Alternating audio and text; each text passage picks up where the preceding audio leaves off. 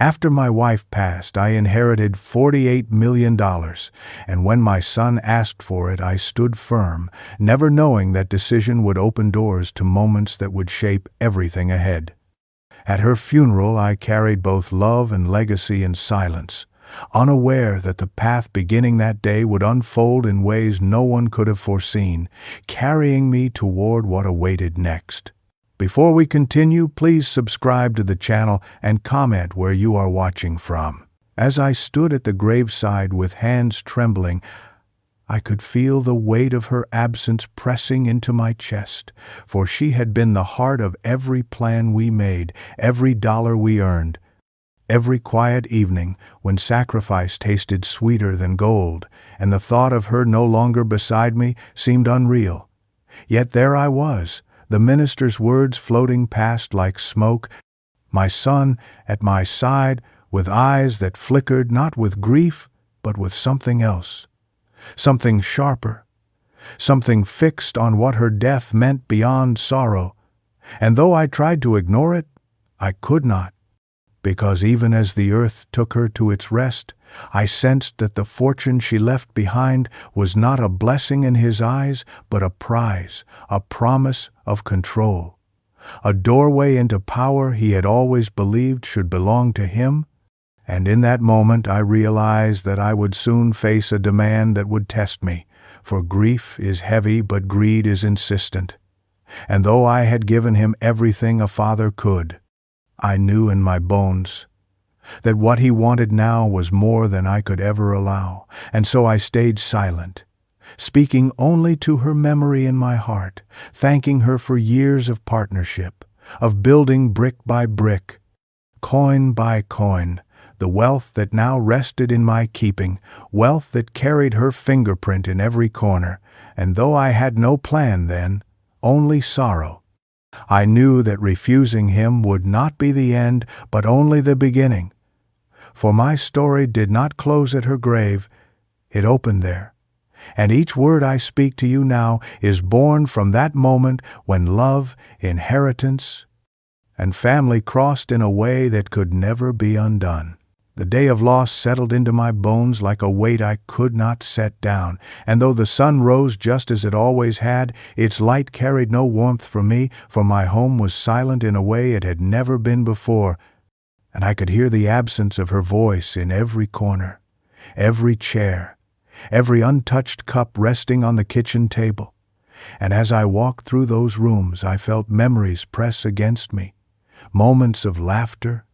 of partnership, of gentle words that once filled the air and now lived only in my chest. And when the day of her funeral arrived, I dressed with slow hands, adjusting a tie she once chose for me, recalling how she always straightened it before we stepped out together. And I felt the sting of knowing there would be no hand reaching to smooth the fabric again.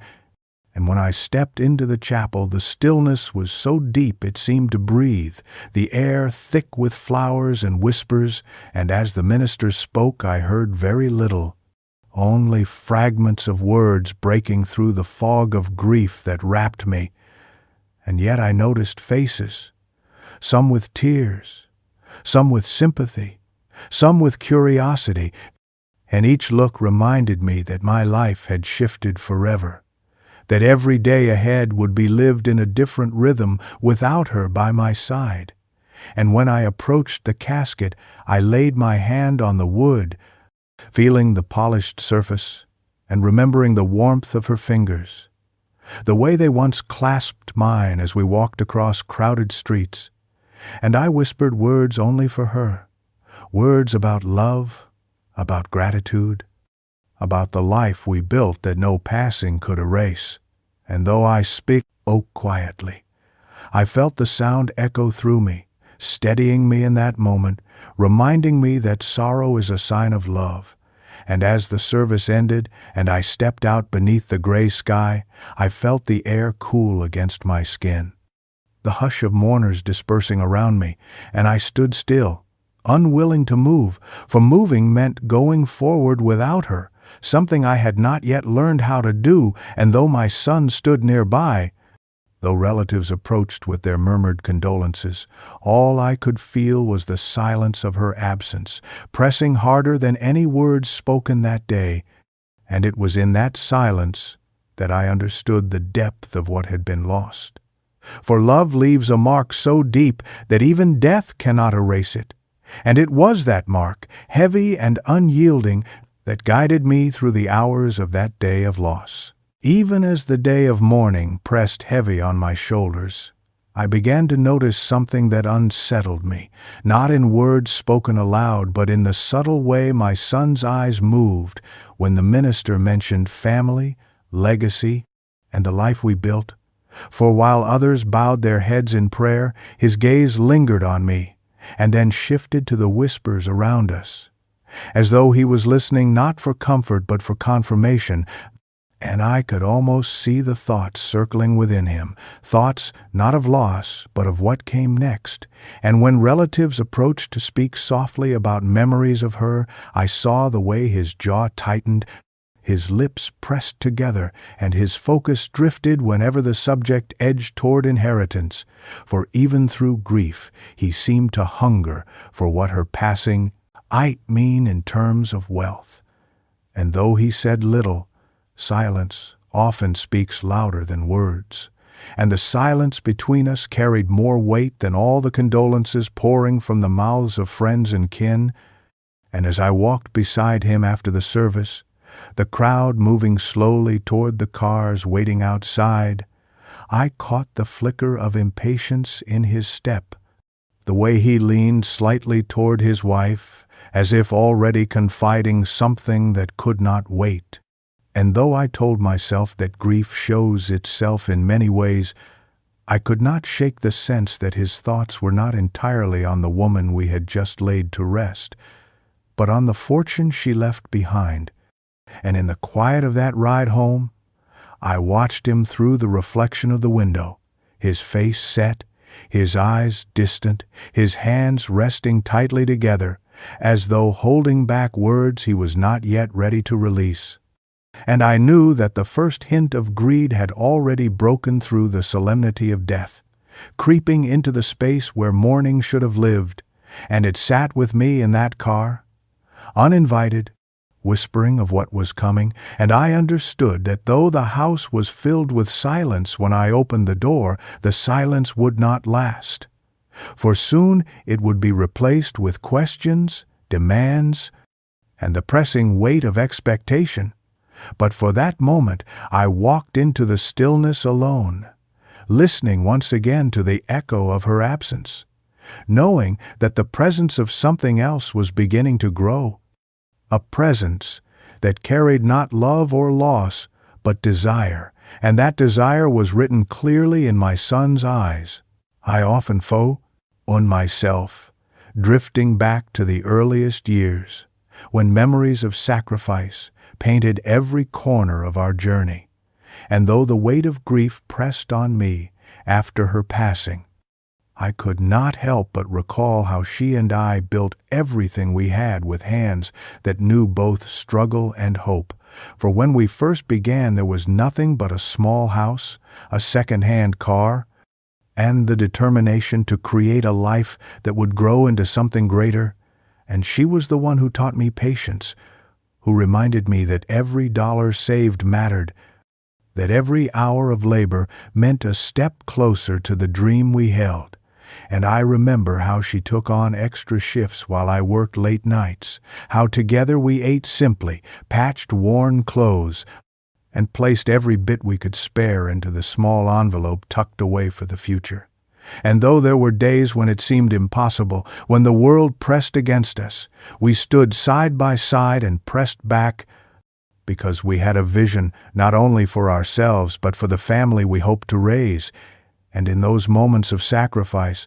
I learned the meaning of true wealth, not the kind counted in numbers, but in love, in trust, in the shared belief that tomorrow would reward today's effort. And slowly the fruits of that labor began to show. A small business that survived its first shaky year, an investment that grew quietly over time, properties purchased with caution and patience, each one carrying her careful touch and her insistence on never chasing quick gain. And through it all, she kept me steady, reminding me that a fortune is not built overnight but over decades, one choice stacked carefully on another. And when our son was born, she looked at him with such pride, saying that everything we did was for his future, that he would one day understand the sacrifices we made, and I believed her, for I trusted that love and effort would be enough to teach him value. And now, as I sat in the silence of my home, I realized how much of our story was carved out of patience, how every moment of restraint, every choice to save instead of spend, every hour of toil, had led to the 48 million that now sat in my keeping, a sum that glittered in the minds of others but in mine carried the shadow of every sacrifice we had endured, and that memory of sacrifice lived louder in me than any number ever could. It was not long before I began to notice the subtle influence of my daughter-in-law weaving itself into the fabric of my son's thoughts, for in the days following the funeral she carried herself with a kind of sharp eagerness, her eyes never quite soft with mourning but alive with calculation, and while she offered words of comfort, they carried an undertone that spoke not of sorrow but of expectation. And I could see how she leaned close to him when she thought I was not looking, her voice low, her hand brushing against his arm, her lips forming words that made his brow tighten and his shoulders square, as though he had been given orders rather than comfort. And though I told myself grief takes different shapes, I knew in my heart that what she whispered was not about love lost, but about fortune gained. For every time the subject of the estate drifted into conversation, her gaze sharpened and her smile curved in a way that revealed more hunger than sympathy, and I remembered moments from before, how she had once praised the size of our home, how she lingered when we spoke of investments, how she asked casual questions that seemed harmless, but now revealed themselves as seeds planted with intent. And as I watched her gently steer him with glances and murmurs, I understood that she saw the 48 million not as a legacy but as a prize, one she believed belonged in their hands, and though my son had always carried a streak of entitlement, it was her influence that gave it edge, shaping it into something bolder, something less patient. And each evening I saw the change in him grow clearer. For where once his words held hesitation, they now came sharper, his tone firmer, as though the grief he should have carried had been replaced with resolve to claim what was never promised.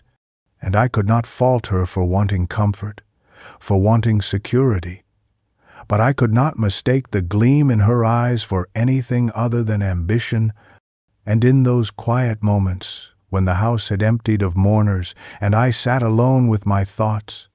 I knew the whispers she placed in his ear would soon find their way to my door in the form of questions, demands, perhaps even ultimatums. For influence is a powerful force when fueled by desire, and my daughter-in-law carried that desire openly, turning my son's mourning into something else entirely, and I could see the path forming before me with a clarity that left no doubt where it would lead. It was only a matter of days before the quiet veil of mourning gave way to the sharp edge of confrontation, for my son came to me one evening with a look in his eyes that was not softened by grief, but hardened by intent. And as we sat across from each other at the old dining table where so many family meals had once been shared, he folded his hands with a kind of forced calm that told me his words were prepared, and when he spoke it was without hesitation, his voice steady, asking about the inheritance as though it were a matter already settled, as though my wife's passing had simply unlocked a door he believed was his to walk through. And though I listened carefully, I could feel the shift in his tone, no longer the voice of a son seeking guidance, but of a man laying claim. And he spoke of responsibility, of how the family's future depended on him, of how it was time for him to take control of what had been built. And he spoke these things not with humility, but with certainty, as though my role had ended the moment we laid her to rest. And I sat in silence for a time, studying his face, seeing not only my child, but the reflection of every whisper I had seen pass between him and his wife, every flicker of impatience that had lingered at the funeral. And I knew this moment was not born of grief, but of influence, of desire, dressed up in the language of duty. And still I said nothing, allowing him to continue, allowing him to reveal the full measure of what he had come to believe. For he spoke of the 48 million as though it were already his, describing what he might do with it, how he would invest, how he would expand, how he would carry the family name into new heights. And though his words were dressed in the language of legacy, I could see the truth beneath them, for ambition and entitlement had taken root, and as his voice grew stronger, his eyes grew sharper, no longer looking at me with affection, but with the confidence of someone who believed he held the upper hand. And when he finally paused, waiting for my reply, the air between us was heavy, not with sorrow, but with the first real test of what lay ahead, and I understood in that moment that the confrontation I had dreaded had arrived, that the peace of silence was gone, and that every choice from here would shape the battle to come. I listened, Ed, to my son with patience, letting his words hang in the air like smoke that thickened with each passing moment. And when he finally leaned back in his chair with the confidence of someone who believed his case had been made, I felt the weight of grief press again on my chest, but I also felt the firmness of resolve, and I knew that my answer could not waver. So I spoke slowly, carefully, telling him that the money his mother and I had built together would not be handed over, simply because he asked. And the silence that followed my words stretched long, for he had expected compliance, not refusal, and though his expression remained steady, I saw the flicker of disbelief cross his eyes, as though the world he imagined had cracked. And I continued, telling him that grief was still fresh, that respect for his mother's memory meant waiting, that control of the inheritance was not his by demand, but by time, by purpose, and by wisdom. And as I said these things, I thought of her, of the countless years she and I spent building the life that now stood in question. And I knew that to give it away without thought would dishonor every hour of sacrifice, every moment of planning, every promise we made to each other. And yet, as I spoke, I felt the shift in the room, for my refusal was not merely a pause but a barrier, a wall he had not expected to meet, and in his silence I sensed the seed of conflict, being planted, small but certain, a seed that would grow with each day that passed. And though I kept my tone calm, my words measured, I could feel the current beneath them pulling us both toward a future neither of us yet understood. And when he rose from his chair with no reply, when he walked from the room without looking back, I felt both the sorrow of loss and the weight of a new burden settle on me, for I had not only buried my wife but had now spoken the first word in a struggle that would reach far beyond this moment. And though I whispered to myself that I had done what was right, that I had honored her legacy with my refusal, I knew as the door closed behind him that the path ahead would not be quiet, for silence had been broken and the storm was only just beginning. The days that followed my refusal revealed the fullness of my son's arrogance, for he returned not with softer words or reflection, but with a fire in his eyes that seemed fueled by certainty.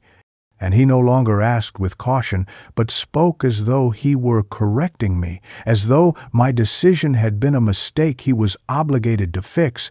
And he stood before me declaring that as the future of the family, he alone had the right to control the inheritance, his voice sharp, his hands cutting the air as though he were delivering a verdict rather than making a plea. And I sat quietly listening, letting him reveal how deeply this belief had rooted in him, for he spoke not of gratitude or respect, but of entitlement, saying that my time had passed, that his youth and vision made him the rightful bearer of the fortune his mother and I built. And while he spoke, I could see the shadow of his wife's influence shaping his words, pushing him further than he might have gone alone. Yet the arrogance was his own, born from years of being given too much, from mistaking comfort for achievement. And though I felt the sting of his dismissal, I kept my composure, because anger would only feed the pride that burned in him. And I thought of how his mother once told me that pride, if left unchecked, could blind even the wisest heart. And I saw that blindness now, in the way he leaned forward, his voice rising, his conviction unshaken even as I reminded him of the sacrifices that built what he sought. And still he pressed, declaring that my hesitation was selfish, that by keeping the money in my hands I was holding back the future. And I realized then that he no longer saw me as a father but as an obstacle, something to be overcome.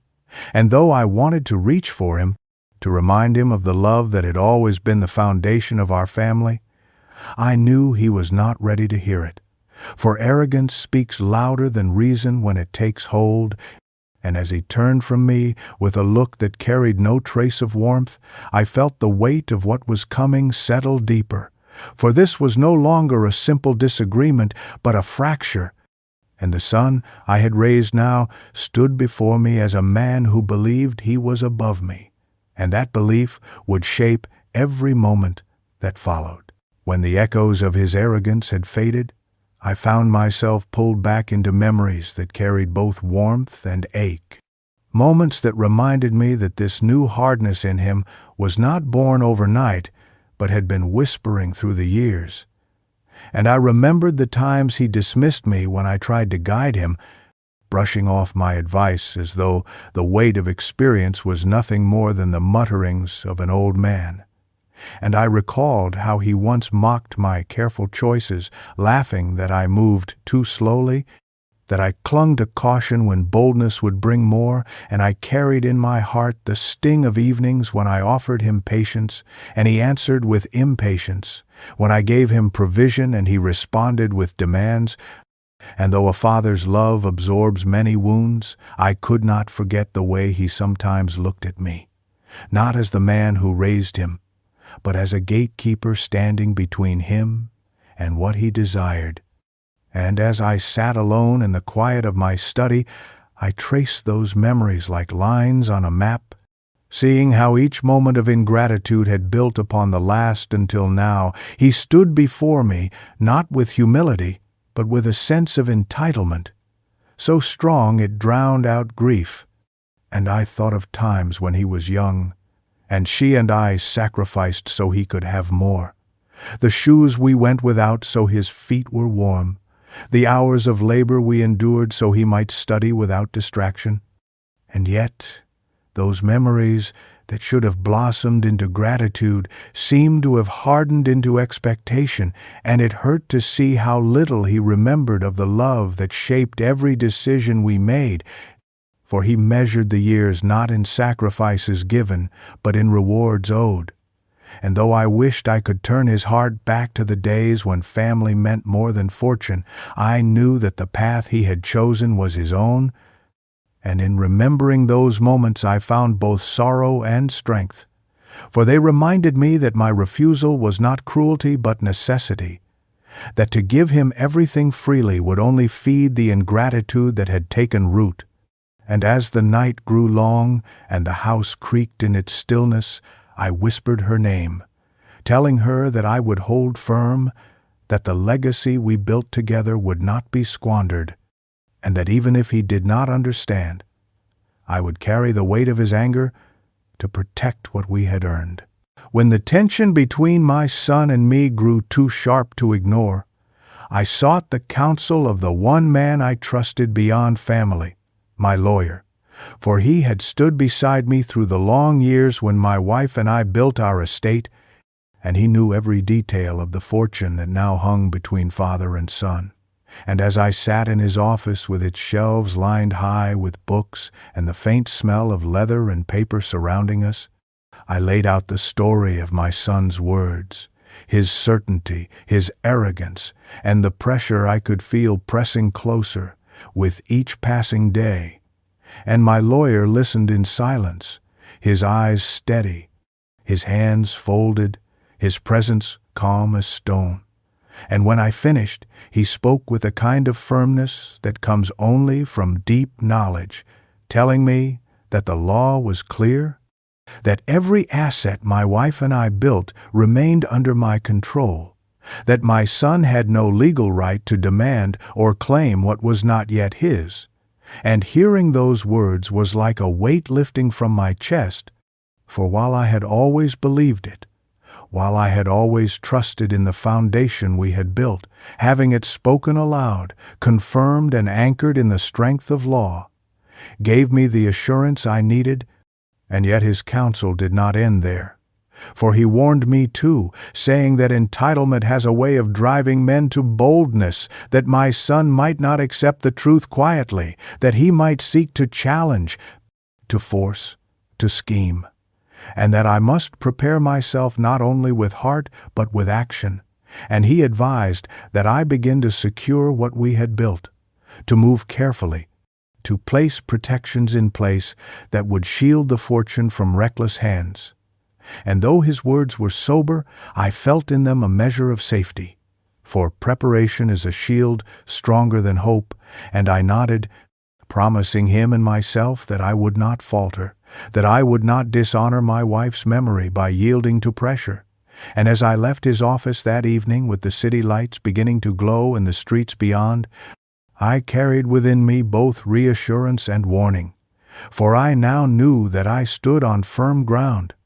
But I also knew the storm ahead would test more than laws and papers. It would test the strength of a father's resolve against the unrelenting push of a son's desire. It did not take long for the pressure to grow sharper, for I began to notice how my daughter-in-law's presence seemed to fill every conversation, even when she said little, her glances and murmurs shaping my son's words until they carried a new edge, and the quiet requests he once made had hardened into demands laced with impatience, and I could see her hand in it, for she had always carried a hunger for more, a gleam in her eye when talk of wealth surfaced, and now that the inheritance was no longer distant, she no longer hid that gleam, and when they visited together, she would sit beside him with a kind of practiced sweetness, speaking kindly to me, while her eyes told a different story, urging him forward, reminding him with every subtle gesture that the 48 million should be theirs. And I could hear her whispers, even when I could not make out the words, for he repeated them soon after, pressing harder, asking why I held back, why I would not step aside, why the fortune I kept in my hands was not already theirs to shape, and I watched the way his resolve stiffened each time she touched his arm or nodded in agreement, and it was clear that she believed persistence would wear me down, that if they pressed often enough, if they carried their demands with confidence, I would surrender for the sake of peace. Yet she did not know me. She did not know the years of sacrifice that forged my will, and though her influence gave my son courage, it only revealed to me how far they were willing to go. And still I chose silence when I could, refusing to rise to her bait, refusing to let anger rule my tongue, for I knew that responding with fire would only fuel their determination, and instead I observed, I listened, I studied every word and every glance, and with each passing day it became clearer that the battle was no longer about family, but about possession. And though her pressure grew stronger, I held fast, for I had already promised myself and the memory of my wife that the legacy we built would not be handed away so easily. And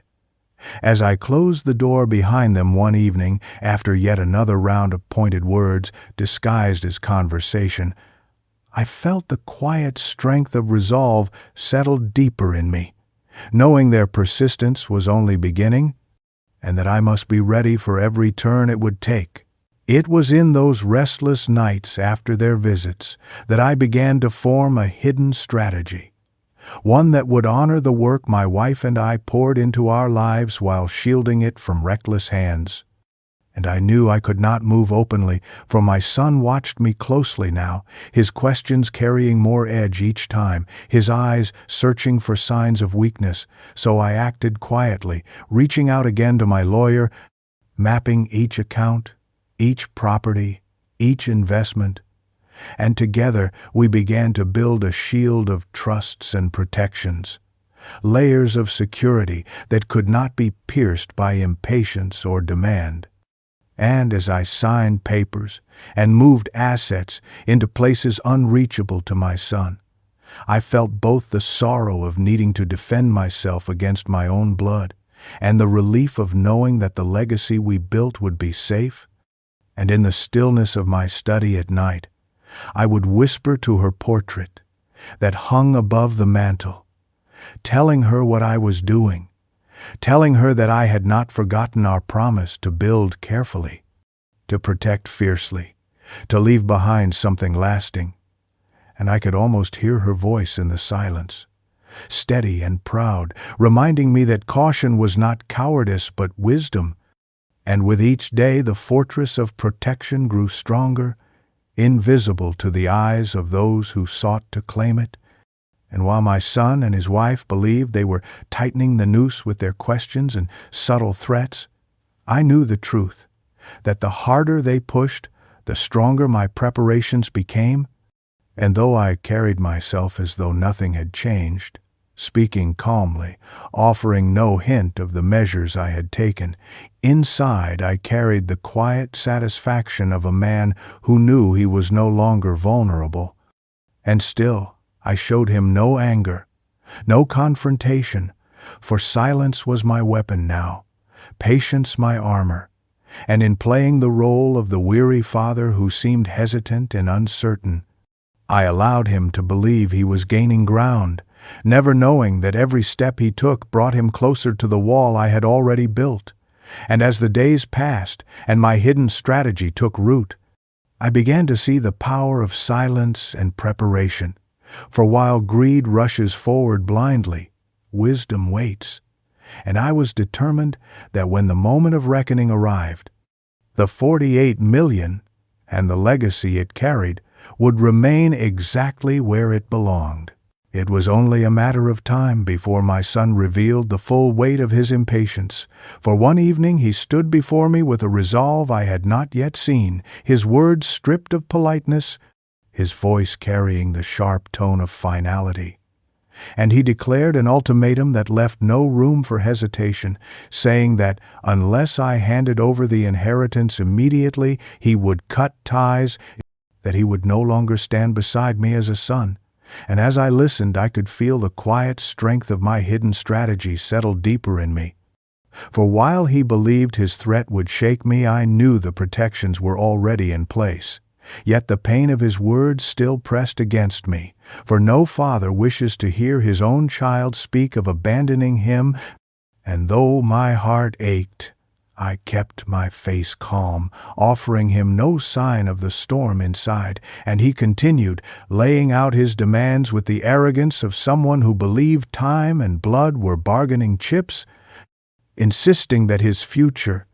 his wife's future, even the family name itself depended on my surrender, and in his eyes I saw not grief, not love, but a hunger sharpened by influence, a hunger that would not be satisfied with patience. And though I longed to remind him of the sacrifices that built the wealth he sought, of the love that shaped every choice his mother and I made, I knew those words would not reach him now. For entitlement is a wall that reason cannot always climb, and so I listened in silence,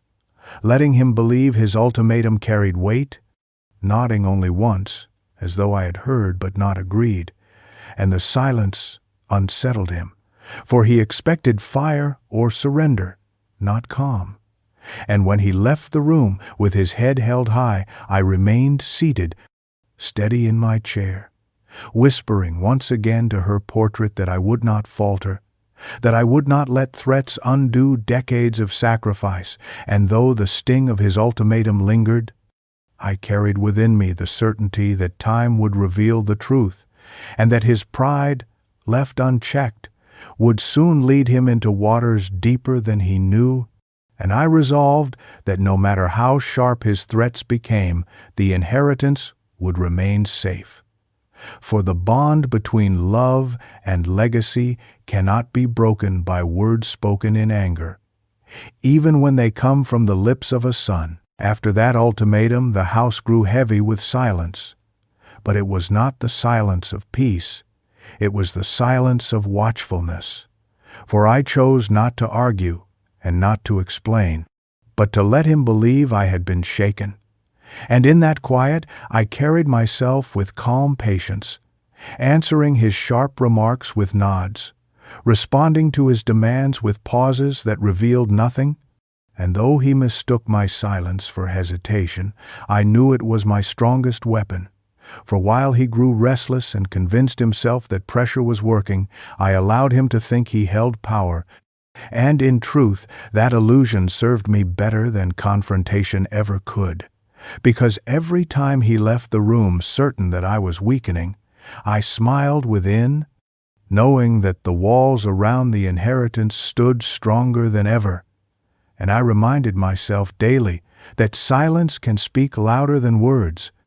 that restraint can draw out the pride in another until it exposes itself completely. And so I watched him carefully,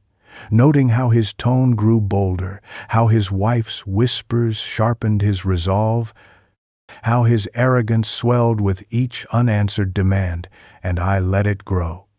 For I knew that the greater his pride became, the more fragile it would be when struck with truth. And in the evenings, when the house settled into its stillness, I would sit in my study and think of her, my partner in every sacrifice, and I would tell her in hushed words that I was holding steady,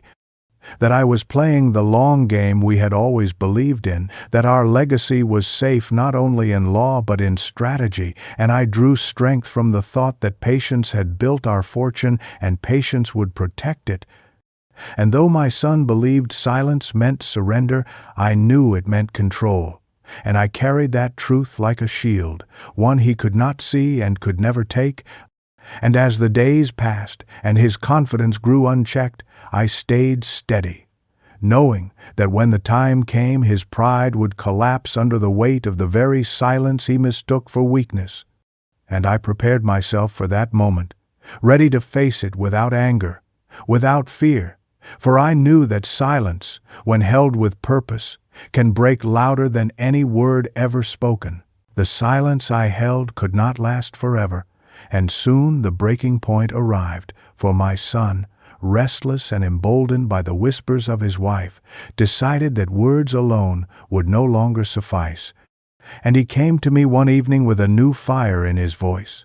declaring that he had already spoken with lawyers of his own, that he would pursue legal action to claim what he believed was his. And though his words carried the weight of threat, I remained steady, for I had prepared for this very moment. Yet still the sting of hearing my own child speak to me, not as a son but as an adversary, cut deeply. And as he spoke of documents, of rights, of the future he intended to secure, I could hear not only his voice, but the echoes of ambition planted in him, ambition that saw love not as a bond, but as a tool to pry open doors. And while I let him finish, I studied his face, seeing in it the determination of youth mixed with the blindness of pride. And I thought of the nights his mother and I spent poring over ledgers, building slowly, never rushing, never demanding, only working side by side with patience. And it struck me how far he had drifted from those lessons, how the path he walked now was paved not with sacrifice, but with expectation. And when he finished, I did not rise to anger. I did not shout. I simply nodded once and told him that he must do what he believed was right, and my calm unsettled him. For he expected resistance, perhaps even fear, and when he left I sat alone, the echo of his threats still lingering. Yet I felt no panic, for I had already laid the groundwork, already built the protections that made his quest futile.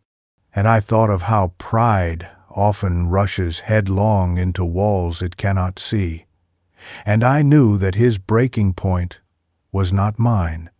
that his attempt to force the matter through courts would only lead him to a truth he was not ready to face. And though the road ahead promised conflict, I carried within me the quiet strength of preparation, whispering once more to her portrait that I would endure, that I would not bend, and that even as the storm broke around me, the legacy she and I built together would stand unshaken. The day came when we sat across from each other, not as father and son, but as opponents, in a room where the law stood witness, and my lawyer, calm and precise, laid out the documents we had prepared, pages that carried not only ink but decades of sacrifice and planning. And as he spoke with measured words, he explained how every asset had been secured, how the trusts and protections were ironclad, how no demand, no ultimatum, no legal maneuver could undo the choices already made. And I watched my son's expression shift as each truth settled in, the confidence that had carried him into that room slowly faltering beneath the weight of unshakable fact. And though he tried to interject, to argue, to press, the clarity of the document spoke louder than any words, and his lawyer, younger and less seasoned, could only glance down the table with eyes that revealed hesitation, for the truth was undeniable, and my lawyer left no space for doubt,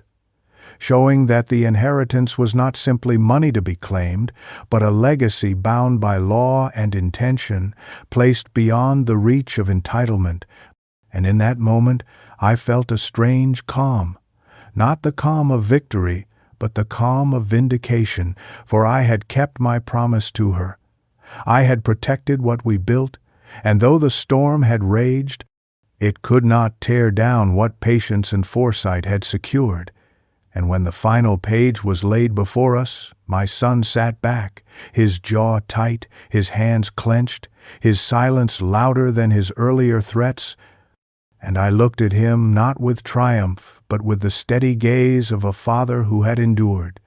And I thought of the countless nights of sacrifice, of the lessons that should have been his to carry, and I whispered silently that love had not abandoned him, but greed had blinded him, and though I wished he could see it, I knew the truth must find him in its own time. And as we left that room, the echo of my lawyer's words still hanging in the air, I felt the certainty that no matter what came next, the legacy was safe, and the battle he had begun was already lost before he ever realized it. The silence that followed the courtroom reveal did not last long, for my son's pride could not accept the weight of defeat, and as we left the building he erupted in rage, his voice carrying across the steps as though shouting could undo the truth that had been laid bare, and beside him, his wife's face twisted with fury, her whispers now sharpened into venom as she urged him not to yield. And I watched them both with a calm that came not from indifference, but from the certainty that the protections were stronger than their anger. And though their words lashed at me, calling me stubborn, calling me blind, I felt no need to answer. For every accusation only revealed the depth of their frustration, and I thought of how quickly ambition can turn to despair when confronted with walls it cannot climb, and in their eyes I saw not sorrow, but desperation. The realization that the fortune they believed was within their grasp had slipped from their fingers, and that no amount of shouting or scheming could change it. And my son's hands shook as he pointed at me, his voice breaking with the weight of entitlement denied, while his wife clung to his arm with the insistence of someone who saw her dreams of wealth crumbling. And though their fury burned hot, I stood steady, speaking only once to remind him that love cannot be demanded, that legacy cannot be seized, and that respect must live before inheritance can follow. And those words struck him harder than any legal blow, for he turned his face away, unwilling to meet my eyes. And I knew then that the storm within him was not only about money but about pride wounded, about expectation shattered. And as they walked away, their steps quick and uneven, I felt the echo of their rage trailing behind them like smoke. Yet I also felt a strange peace, for the truth had been spoken, the documents had been sealed, the protections held firm, and the fortune was beyond their reach. And while they would rage, while they would whisper, while they would plot, the battle was already lost. And in their collapse I saw the shape of what greed leaves behind, a hollow place where love once lived,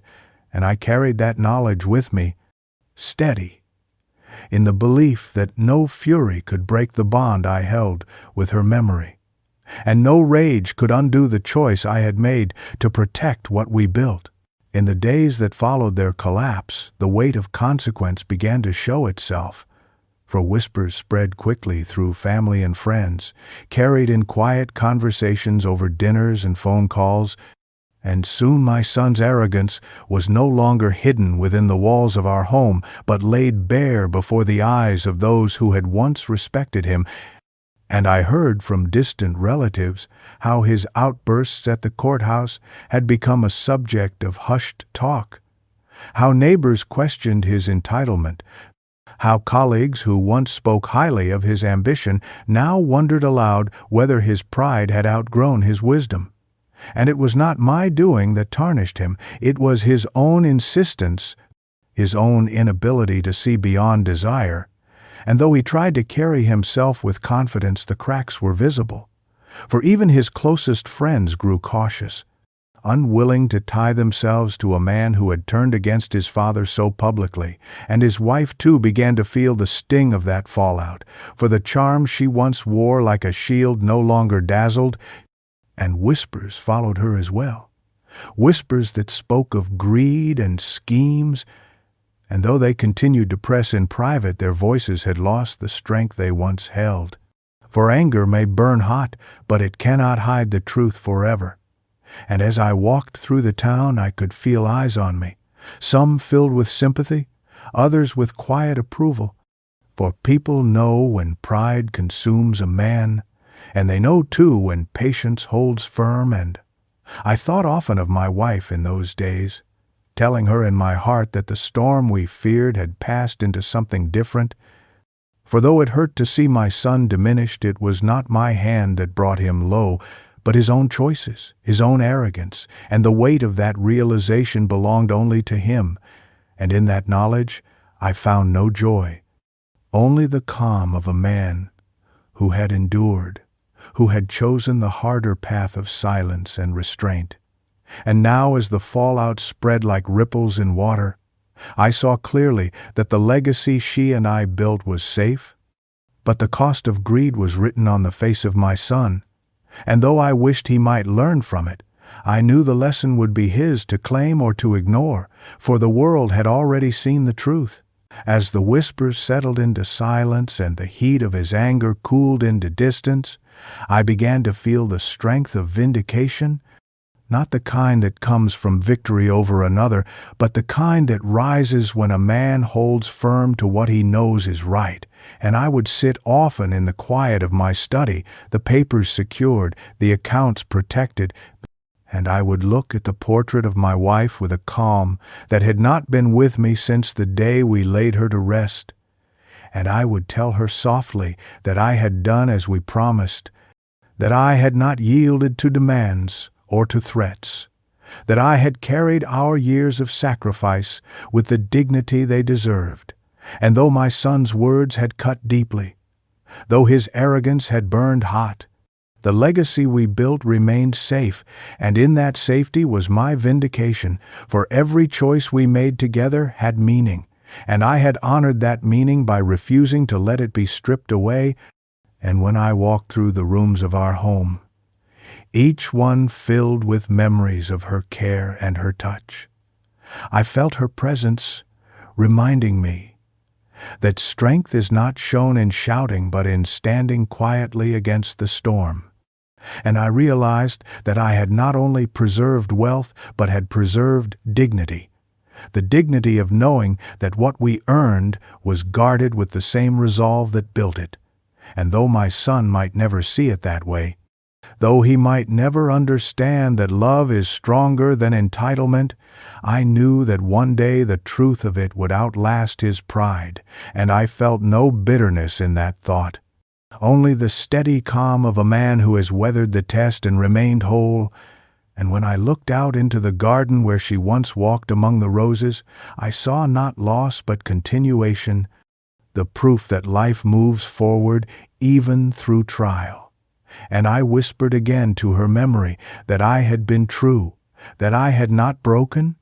and that in refusing to bend I had kept safe not just the fortune but the bond we forged. And in that knowledge I found peace, a vindication no one could take from me. With time the air in my home grew lighter, as though the storm that had hung over me had finally passed, and I came to see the resolution of it all, not as a battle won, but as a season endured.